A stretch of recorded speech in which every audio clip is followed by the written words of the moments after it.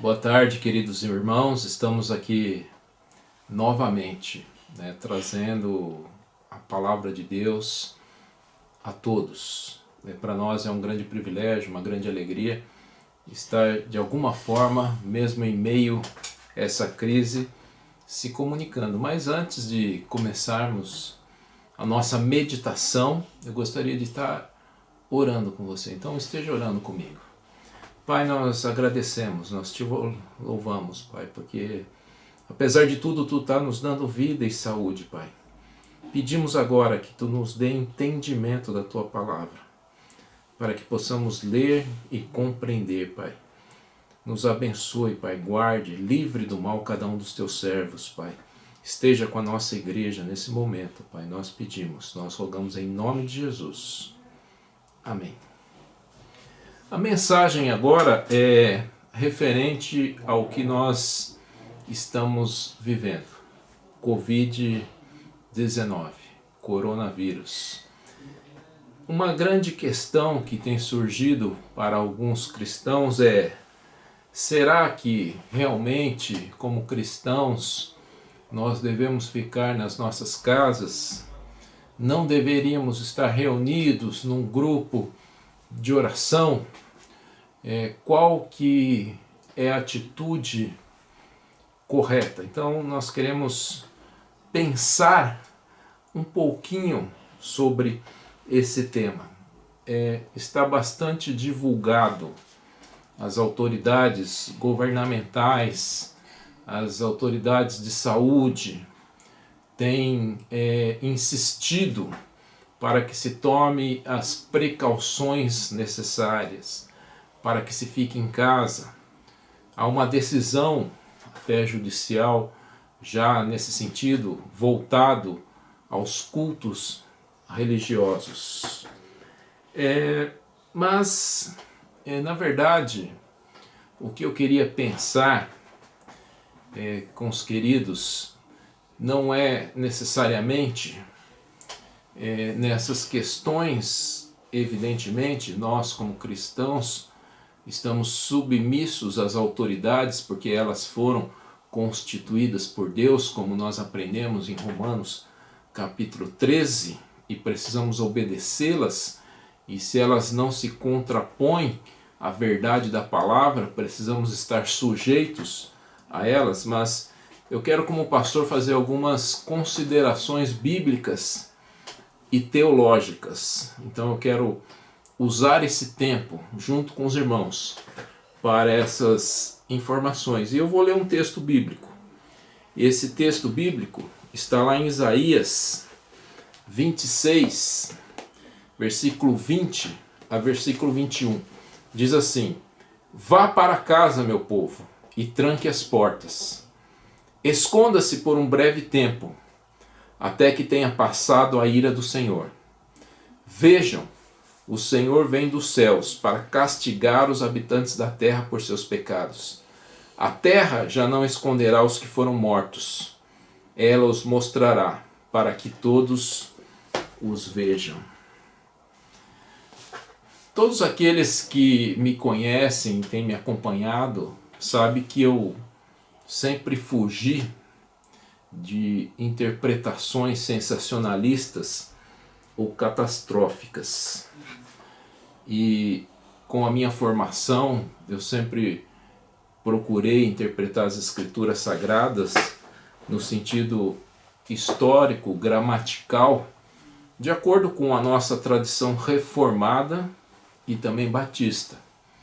Então não é meu costume trazer sensacionalismo, às vezes onde não existe. Temos procurado interpretar as escrituras sagradas de uma forma adequada. E nesse momento de crise, evidentemente, sempre surgem os profetas do Apocalipse. Mas precisamos considerar uma coisa: quando estamos muito próximo de algo, nós temos dificuldade para enxergar. Basta, como exemplo, você colocar um objeto muito próximo de si, você não vai conseguir definir os seus contornos, você não vai conseguir enxergar adequadamente. Então, quando nós estamos mais longe, quando nós estamos de fora, nós conseguimos enxergar melhor a situação. Ou seja, não quero dizer que esse versículo é exatamente o que está acontecendo hoje, mas analisando esse texto, nós vemos que tem um paralelismo muito importante com o que está acontecendo. Então, existem verdades que estão nessa profecia de Isaías, e essas mesmas verdades são fatos que estão ocorrendo. Então, sobre isso que eu quero pensar um pouquinho. Então, essas verdades que estão paralelas nessa profecia e nos dias de hoje. Primeiro, essa profecia não está isolada. Então, Jesus falou de catástrofe, as profecias que estão em Mateus, as profecias muitas vezes que estão nos textos proféticos do Velho Testamento, profecias muitas vezes que estão em Apocalipse, falam de situações como essa. Então, não é um texto que está falando de um mal isolado. Isso é um primeiro aspecto, né? Muitas profecias falam de peste, de guerras, de terremotos, de fome e coisas que devem acontecer nos últimos tempos. Então, essa é uma verdade incontestável, né? A segunda verdade, o segundo paralelismo que nós observamos com esse texto, e que nós cremos, e que todo cristão verdadeiramente crê, é que Deus está no controle. Tudo está nas mãos de Deus. Deus não foi apanhado de surpresa com essa Covid-19. Tá? A Bíblia diz que não cai nenhuma folha sem que Deus permita. E não acontece nada sem o consentimento de Deus. Não quero afirmar aqui que Deus que produz o mal, mas tudo acontece com a permissão de Deus. E Deus controla todas as coisas. E Deus conduz o universo. Deus é soberano. Tá? E nós cremos isso. É uma verdade indiscutível para o cristão. Deus é um Deus soberano. Tudo acontece de acordo com a vontade e o controle de Deus. E Deus usa de todas as circunstâncias para cumprir os seus propósitos. Porque Deus também é um Deus de propósito. Ele é soberano e é um Deus de propósito. Então nada acontece sem que os propósitos de Deus sejam atingidos. Então nada acontece sem que os propósitos de Deus possam... nenhum propósito de Deus é frustrado, mas tudo que Deus determina acontece. Então essa é uma segunda verdade que nós vemos que está em paralelo também com esse texto. A terceira é que o pecado da humanidade a cada dia se agrava. O texto fala que, vejam, o Senhor vem dos céus para castigar os habitantes da terra por seus pecados. Então, o mundo tem abandonado Deus, a Europa tem abandonado Deus, as igrejas têm se fechado para se tornar boates. Então as pessoas se afastaram de Deus, muitos blasfemam um bom nome de Deus, muitos perseguem aqueles que servem ao Senhor, muitos cristãos são mortos em várias regiões do mundo, são perseguidos, são torturados. Então o bom nome do Senhor Jesus Cristo é blasfemado, cristãos são perseguidos pela sua fé. Em outros lugares que a liberdade se blasfema, muitas vezes o homem se tornou arrogante, o homem declarou independência de Deus, o homem tem cometido pecados que Deus classifica como abomináveis. Então, livremente, os pecados abomináveis são cometidos e muitas vezes são transmitidos nos nos canais, nos meios de comunicação, nos filmes, estão fartos. Então o homem tornou o pecado uma banalidade. O pecado se tornou uma banalidade. E esse texto fala de pecado. Então, uma realidade que está acontecendo hoje, o pecado agravado e a profecia de Isaías. Temos uma outra coisa para considerar. Alguém pode falar, não, mas você não está vendo o contexto, porque isso é coisa lá da época apenas de Isaías. Não. Se nós verificarmos o texto no capítulo 26, no primeiro versículo fala naquele dia. Naquele dia é uma menção de um dia profético escatológico. Por muitas vezes esse termo é utilizado nos textos proféticos. Isaías 12 tem uma profecia que também começa naquele dia, se referindo também a Cristo Jesus. E no versículo 19, também do capítulo 26, onde está essa profecia, diz assim: teus mortos, porém, viverão, seus corpos ressuscitarão, aqueles que dormem na terra se levantarão e cantarão de alegria. Essa é uma profecia da volta do Senhor Jesus Cristo, está muito clara. E no versículo 19 e 20 já começa essa profecia. Então, essa profecia se refere a um tempo futuro. A um tempo futuro. Se é a Covid-19, nós ainda não sabemos.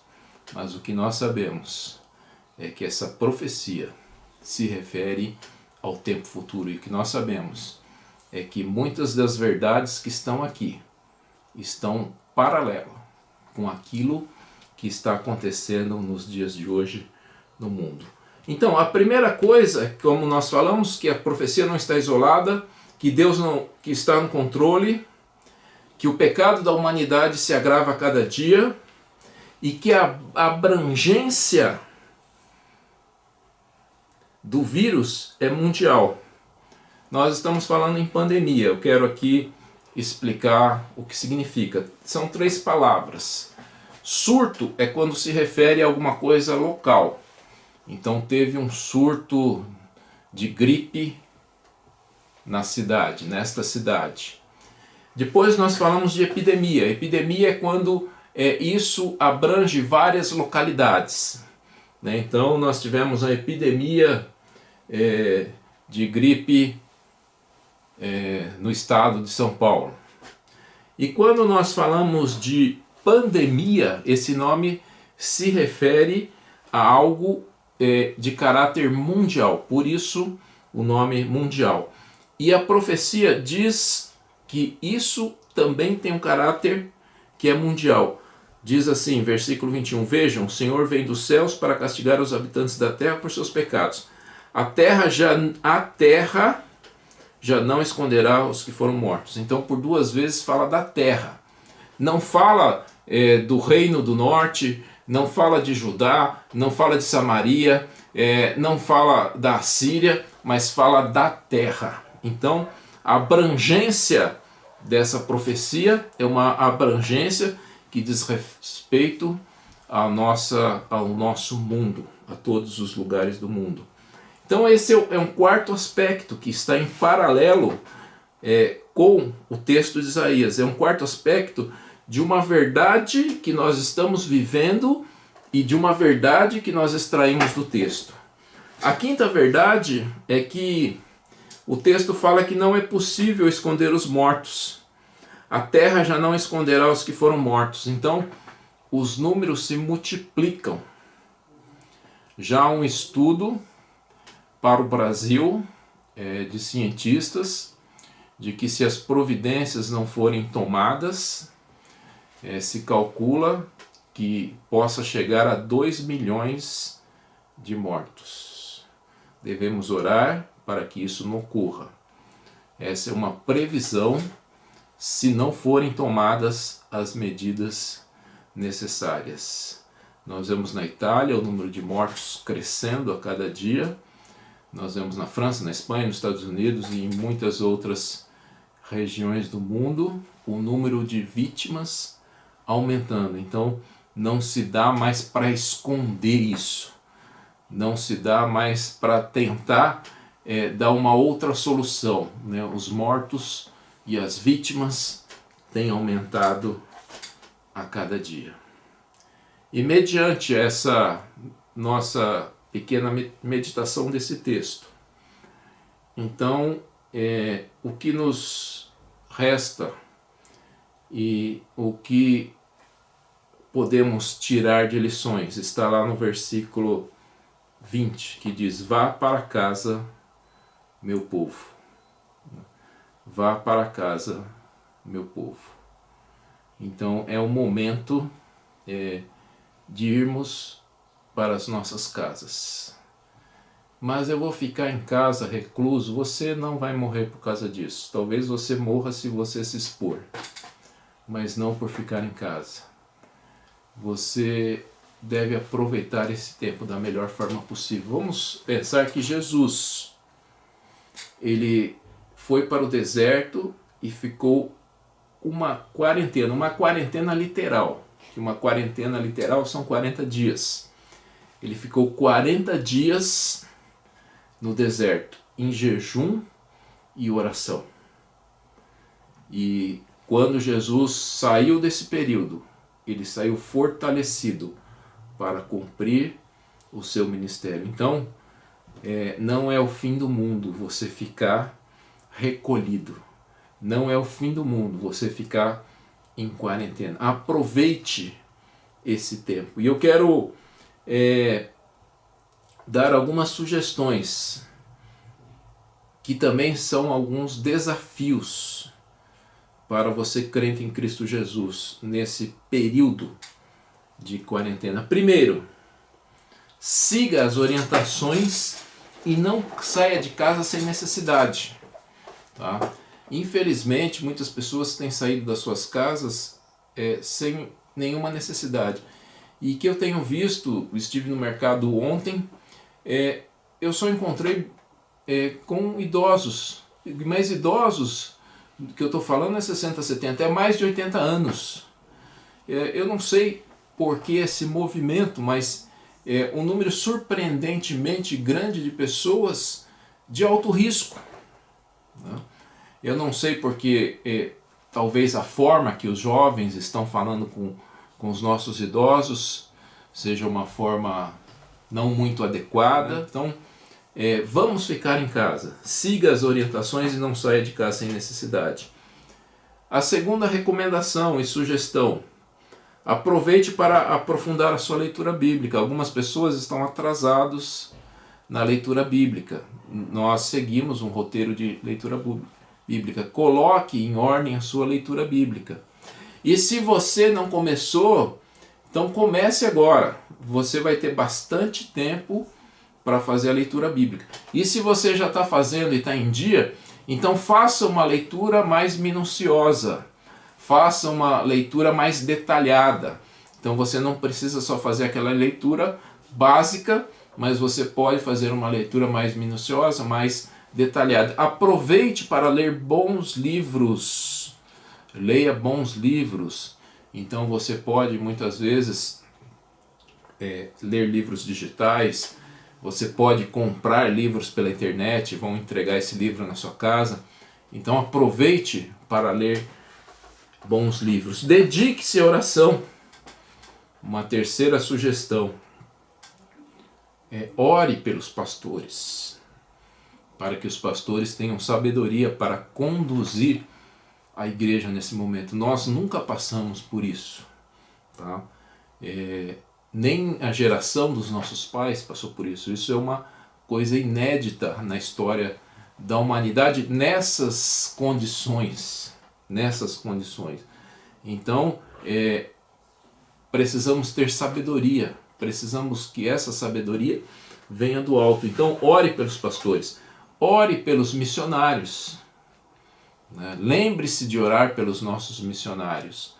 Lembre-se de orar pelos nossos missionários. Adriano, Vanderly, Jairo, Débora. Lembre de orar pelos missionários de missões mundiais, aqueles que estão em países perseguidos. Vamos aproveitar para orar pelos missionários. Ore pela igreja. Ore pela igreja. Ore para que a igreja possa crescer nesse período. Ore para que a igreja possa se fortalecer nesse período. Ore para que possamos sair dessa crise fortalecidos. Então esteja em oração. Ore para que Deus proteja os seus servos.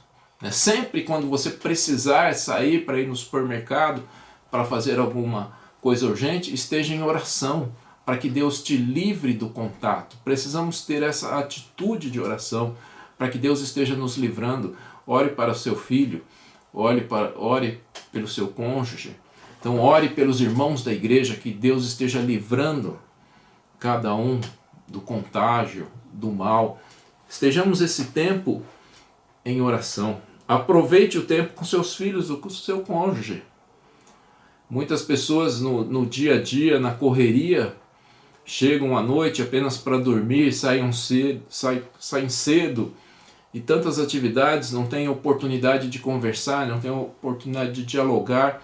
Muitas pessoas moram na mesma casa, mas são quase que estranhos. Aproveite essa oportunidade para desenvolver o relacionamento com seu cônjuge, com seus filhos, né? Desenvolva, cresça na convivência, né? Se o seu cônjuge é uma pessoa quase que desconhecida para você, então aproveite esse tempo para estreitar os laços familiares. Também você deve se organizar. Agora eu tenho tempo, mas se você não tiver uma rotina, você não vai conseguir fazer, você não vai conseguir ler a Bíblia, você não vai orar. Não é porque você tem todo o tempo do mundo que você vai conseguir fazer todas as coisas. Você tem tempo, mas você precisa de uma disciplina. Você precisa de uma rotina para que você consiga fazer essas coisas. Tá? Então não pense que você vai ter todo o tempo e as coisas vão acontecer automaticamente. Não. Então você precisa se disciplinar. Você precisa criar uma rotina para que você consiga ler a Bíblia, para que você consiga meditar, para que você consiga ter um relacionamento com seus filhos, com a sua esposa, com seu marido. Ok. Outro conselho, né? Cuidado com as séries e filmes. Então muitos canais estão disponibilizando gratuitamente, estão abrindo para que as pessoas gratuitamente tenham acesso. Tá? Só que esse acesso gratuito e livre traz muito lixo. Já uma pesquisa na Europa tem demonstrado que houve um aumento de cerca de 70% na assistência desses canais pornográficos, né, nesse período de reclusão. Então cuidado com o que você está assistindo. Você pode assistir a série, mas você não precisa assistir toda a série num dia, né? Assista 1, 2 capítulos por dia, escolha qual a série que você vai assistir, selecione o filme que você vai assistir. Então você tem um tempo livre, mas você precisa selecionar aquilo que você vai assistir, aquilo que a sua família vai assistir. Um outro ponto, seja solidário e generoso. É um momento de solidariedade. É um momento que precisamos ser generosos. Porque o que vai acontecer? Muitas pessoas vão ficar sem recursos. Nós temos na nossa igreja pequenos comerciantes, nós temos várias pessoas que vivem de coisas que são diárias, de venda, de consultas, etc., que dependem daquele recurso. E se a atividade parar, muitos não vão receber nada, não vão ganhar nada. E algumas pessoas, ou muitas pessoas, a maioria das pessoas não tem reserva financeira. Então, nesse momento também é um momento de solidariedade. Você, líder de pequeno grupo, você deve ficar atento às pessoas do seu grupo. Você deve ficar atento às necessidades da pessoa do seu grupo. Você deve verificar isso, para que mesmo as pessoas estão nas suas casas, mas muitas vezes estão sem recursos, porque não podem trabalhar. Então é um momento de solidariedade. Vamos ficar atento às necessidades. Então essa rede de solidariedade é importante, uns aos outros. Também não estoque comida. Não estoque remédio, não precisa disso. Muitas pessoas têm estocado remédio e a pessoa de fato que precisa vai lá comprar e não tem. Então até chegar à farmácia tal, a pessoa fica um tempão sem tomar um medicamento que é essencial para ela. Então não estoque remédio, não estoque comida. Não tem uma crise, nós não estamos com uma crise de abastecimento. Mas se todo mundo começar a estocar, nós vamos ter. Então não há necessidade de estocar. O cristão tem que confiar que Deus vai suprir a sua necessidade. Tem que ter essa confiança.